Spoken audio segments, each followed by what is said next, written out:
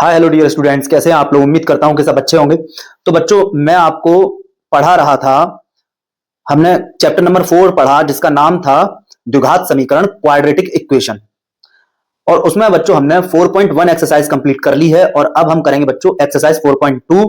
Question आपके सामने है कि क्वेश्चन नंबर जो 1 है 4.2 का 1, वो कह रहा है कि गुणनखंड विधि से द्विघात समीकरणों के मूल ज्ञात करो। मूल बच्चों, जो आपने मूल, जो ये कह रहा है मूल, कि मूल ज्ञात करो, और आपने निकालना सीखे थे शून्यक। शून्यक बहुपद वाले चैप्टर में आपने शून्यक निकालना सीखे थे और अब आप निकालेंगे मूल। दोनों एक ही चीज है, दोनों एक ही तरीके से होना है और एक ही चीज है दोनों। इस मूल को हम लोग इंग्लिश में कहते हैं बच्चों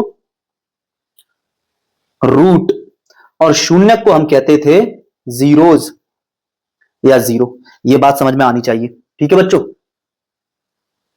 तो यहां बच्चों हम मूल निकालेंगे या हम शून्यक निकालेंगे, जो बात एक ही है बच्चों।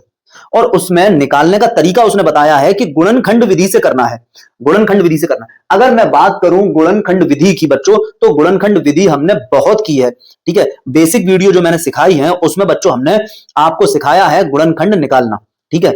ये द्विघात समीकरण का कह दो या द्विघातीय बहुपद का हमने आपको गुणनखंड करना सिखाए हैं।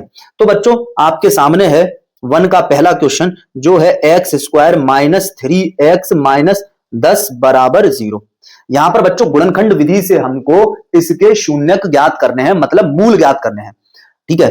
तो बच्चों हम कैसे करेंगे, हम कैसे करेंगे बच्चों कि ये जो बीच वाला माइनस का 3x है, देखो बच्चों सबसे पहले हम क्या करेंगे कि एक्स स्क्वायर को तो ऐसे ही लिखेंगे, माइनस अपनी जगह इस 3 की जगह छोड़ देंगे, 3 की जगह छोड़ देंगे, ठीक है। ये जो 3 है इसकी पूरी जगह ही हम छोड़ देंगे खाली, ठीक है, इस तरह से। फिर बच्चों एक्स लिखा है एक्स लिखोगे, माइनस लिखा है माइनस लिखोगे, और 10 लिखा है 10 लिखोगे, बराबर लिखा है बराबर लिखोगे, जीरो लिखा है जीरो लिखोगे। अब बच्चों मैं आपसे कह रहा हूं कि एक्स स्क्वायर का गुणांक क्या है, एक्स स्क्वायर का कोएफिशिएंट क्या है, तो आप कहेंगे कि कुछ नहीं है, तो 1 है, 1 है। अब बच्चों आप क्या, आपको मैं बताऊंगा कि 1 और 10 का आप गुणा करो, ठीक है ना। 1 और 10 का गुणा जब आप करोगे तो 10 आता है, 10 आता है। तो यहां पर हमें दो संख्याएं ऐसी लिखनी है जिनका गुणा करें तो 10 आए। अब ये माइनस का निशान है, इसी माइनस के निशान को यहां लगा दो, इसी माइनस के निशान को यहां लगा दो। अब दो संख्या हमको यहां ऐसी लिखनी है कि गुणा करें तो 10 आए, लेकिन घटा दें तो 3 आ जाए, घटा दें तो 3 आ जाए। तो बच्चों आप देखेंगे 5 दूनी 10, 5 और 2 का गुणा करेंगे तो 10 आ जाएगा, जो इन दोनों का गुणा आया था, इन दोनों का गुणा आया था। लेकिन 5 में से 2 घटा दोगे तो 3 आ जाएगा, 5 में से 2 घटा दोगे तो 3 आ जाएगा बच्चों। यही हमको करना है कि यहां दो संख्याएं, ये मैं बता रहा हूं, इस जगह दो संख्याएं आपको इस तरह से लिखनी है, इस तरह से सिलेक्ट करनी है कि इन दोनों का गुणा और इन दोनों का गुणा, इन दोनों का गुणा सेम आना चाहिए, तो सेम आ रहा है। लेकिन साथ में ऐसी होनी चाहिए वो संख्याएं कि घटा दे तो 3 आ जाए, तो आ रहा है 3। अब बच्चों हम इसको आगे बढ़ाते हैं। यहां पर बच्चों आगे क्या बढ़ाएंगे कि हम सिंपली बच्चों जो अब तक हम लोगों ने मैथ पढ़ी है वही मैथ लगाते रहेंगे बस, ठीक है। तो कोष्टक के जस्ट बाहर जो चिन्ह होता है उसका कोष्टक के अंदर प्रत्येक चिन्ह में गुणा होता है। कोष्टक के बाहर जो चिन्ह होगा उसका कोष्टक के अंदर हर एक साइन में गुणा होगा। तो बच्चों ये हो जाएगा एक्स स्क्वायर माइनस का 5, पीछे से एक्स चिपकाते जाओगे, माइनस का 5x minus into minus plus का 2x माइनस का 10 बराबर 0। अब बच्चों क्या करोगे, आप क्या करोगे, अब यहां पर इस दो में से और इन दो पद में से, इन दो पद में से और इन दो पद में से लोगे कॉमन। तो यहां पर देखोगे आप क्या चीज कॉमन है, दोनों तरफ क्या है, दोनों के पास क्या है, वही कॉमन है। एक्स यहां भी है, एक्स यहां भी है, तो आपने एक्स कॉमन ले ली, तो बचेगा एक्स माइनस 5 प्लस, यहां पर बच्चों ऐसी चीज जो यहां भी हो और यहां भी हो, आप देखो इस तरह से, ये है 2x माइनस 10। क्या मैं इसको 2x को मैंने लिखा 2x माइनस 10 को क्या मैं 2 इंटू 5 कह सकता हूं। अब देखो ऐसी चीज जो माइनस के इधर भी हो और माइनस के इधर भी हो, ऐसी क्या चीज है, वो 2 है। 2 है तो बच्चों 2 कॉमन ले लोगे तो क्या बचेगा अंदर, 2 बाहर लिख दोगे, 2 बाहर लिख दोगे, इस तरीके से बाहर आ जाएगा, 2 उठा के बाहर कर दोगे तो अंदर x माइनस 2 यहां से बाहर आ गया, 2 यहां से बाहर आ गया, यहां पर x और माइनस 5 बचा, ठीक है। तो यहां पर हम 2 कॉमन ले लेंगे तो बच्चों यहां बचेगा x माइनस 5।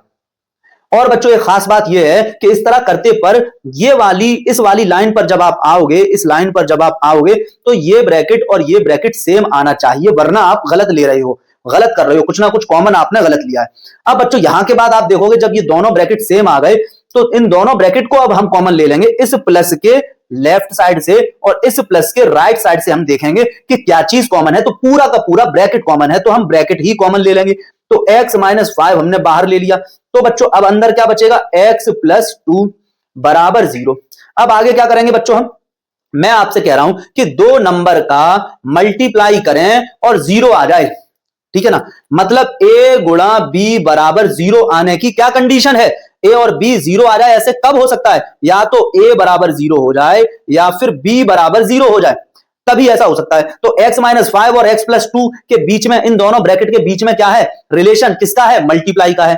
तो मल्टीप्लाई का मतलब इन दोनों ब्रैकेट का मल्टीप्लाई करें तो 0 कैसे आएगा, या तो x माइनस 5 बराबर 0 करोगे या फिर x प्लस 2 बराबर 0 करोगे। तो x बराबर 5 इधर जाएगा तो प्लस का 5 हो जाएगा, और यहां पर x बराबर 2 इधर जाएगा तो माइनस का 2 हो जाएगा। तो बच्चों यही जो दोनों आपके निकल के आए हैं, ये दोनों ही बच्चों आपके क्या हैं, रूट हैं बच्चों। जो हमसे कह रहा था कि रूट ज्ञात करो, मतलब हमें x के ऐसे मान ज्ञात करने हैं जिनको यहां पर पुट करने से, x के दो ऐसे मान ज्ञात करने हैं, ठीक है, जिनको यहां पर पुट करने से ये जो लेफ्ट हैंड साइड है ये 0 हो जाए, ठीक है ना, मतलब राइट हैंड साइड के इक्वल आ जाए। बात समझ पा रहे होंगे। ये बच्चों हमने आपका 4.2 के पहले का पहला पार्ट कर दिया सॉल्व, ठीक है बच्चों, इसको समझने की कोशिश कीजिएगा।